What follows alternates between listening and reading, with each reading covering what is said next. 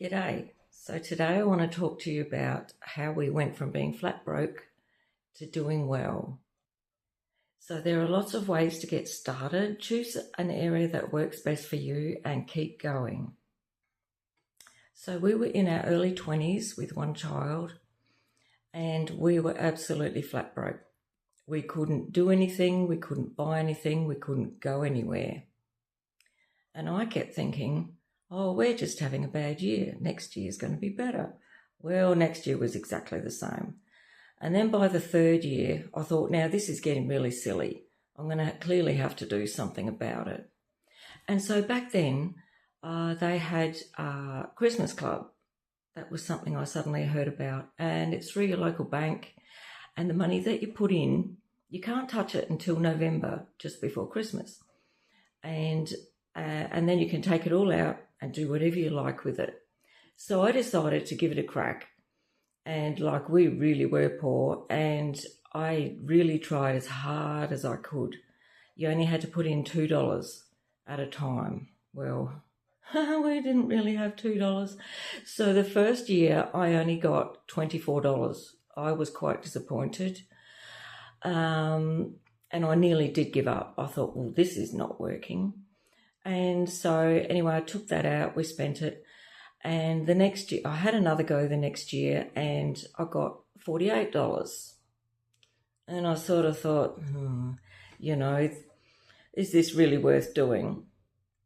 But by either the fourth or the fifth year, I had saved over $500.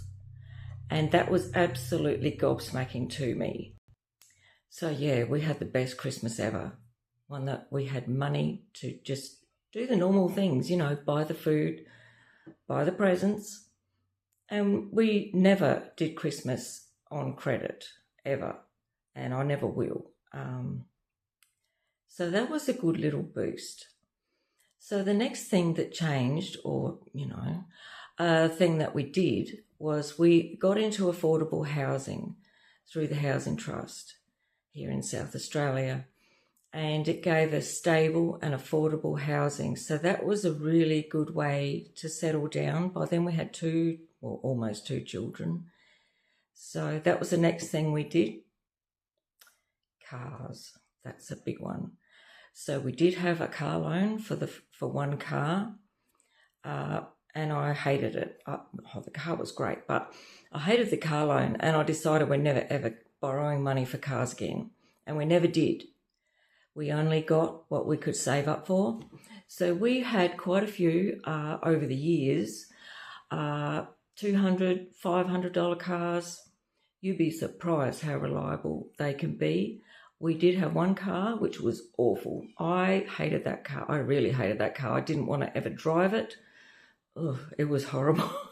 All the other cars were really good. And the wonderful thing about driving around a cheap car, well, you don't need comprehensive insurance, but is it doesn't depreciate. And the longer you drive it, it's costing you nothing. So that was fabulous. So the next thing we did was we had a very strict shopping budget. Never went over, could not, you can't. So I had a master list that I would use to plan my shopping list, and whatever we ran out of, it had to wait until the next fortnight. You just can't afford to have food shopping running over all the time. It just messes you up. So yeah, that worked really well too. The next thing we did was we had a budget.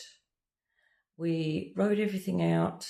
Obviously, we knew how much money was coming in, how much the bills and everything were, and we put dollar amounts next to each one. We had tubs in the wardrobe where we put that allocated amount of money each time.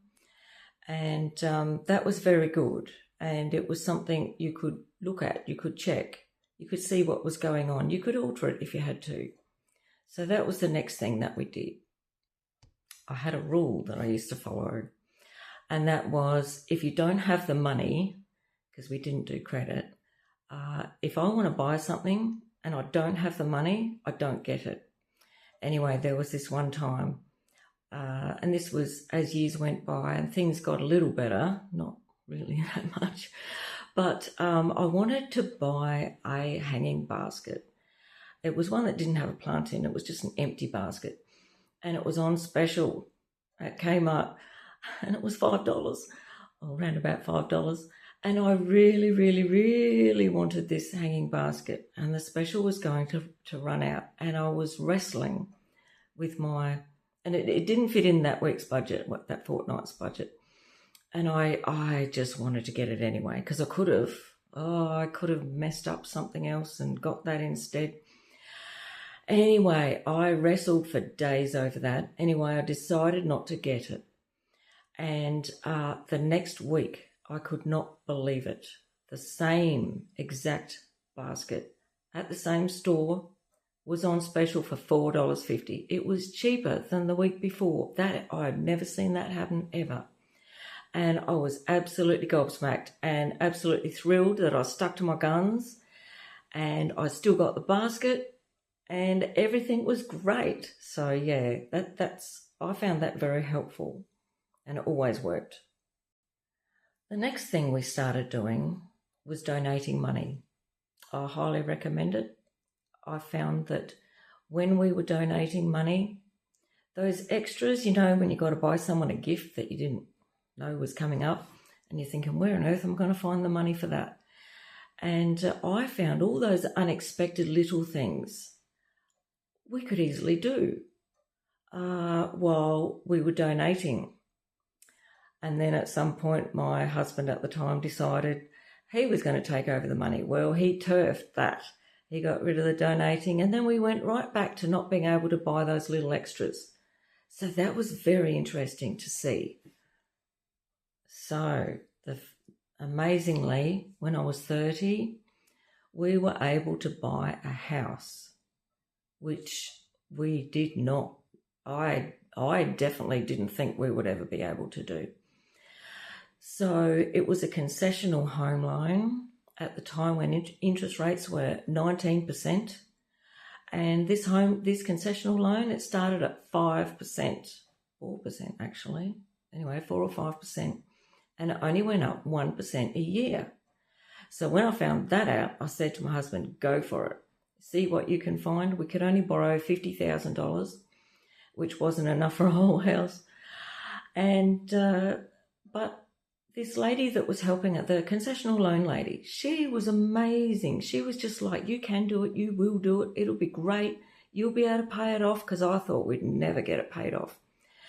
And anyway, she found out that you could buy through the Housing Trust, you could buy one of their houses, and you could only buy new houses. So we ended up buying 70% of a Housing Trust house. And then we were renting the other 30% off the Housing Trust. And even though that got me going, it wound me up a bit doing that, because I don't like owing anyone money and paying for things like that. Do you know, within 12 months, my husband had got a payout from work. We paid out that Housing Trust share. We didn't have to pay that rent anymore. No one else owned our house, just us and the bank. And that was absolutely incredible. So looking back, I found that the biggest thing that made the most difference was having $1,000 sitting in the bank and you don't touch it. That took a while to happen. But for some reason, it seems to attract wealth to you. You are able to go places, do things, go away on trips, and well, not extravagant trips, obviously. We only went on very cheap ones. But you can go away, you can buy things and do things. The daily affordability seems to change when, that money sitting there in the bank, you just seem to attract money. So that was amazing. So, all those cars we went without? Oh, you'll never guess what happened. So I love V8s with a passion. Anyway, me and my husband had split up, and I was living in the house, and I got a job eventually and started putting money away and all of that. And I got a V8. So, you know how you sort of feel like you're going without in the early days and you're scrimping and saving and driving these old cars? I'm telling you, we bought a house. I got a V8. It was the best V8. Oh my God, I should have got a picture. I mean, it doesn't look probably stunning, but it was all black and it sounded amazing. I absolutely love that car. You can still get and have these things in the future. You just need to start where you need to start and keep going and don't give up and look forward. And yeah, you really can do it. So I hated debt with a passion. Peace of mind, the peace of mind that you have when every time you buy something, you bring it home. No one else owns a piece of it, whether it's something small or something big. Yes, I pay cash for the V8 too, by the way. Losing my train of thought now. Peace of mind, peace of mind, peace of mind. Don't get into debt. Don't pay. You don't want someone else owning your stuff. Only the house, of course. That's different. So yeah, peace of mind is gold. And if you've got any helpful tips, please leave a comment for someone else. There are so many ways to save money, to get ahead. And these are just a few things. These are just what we did. But there's millions of other things. And the most simple things are the best things. So please, like if you liked what you've heard, and leave a comment, and see you next time. Bye.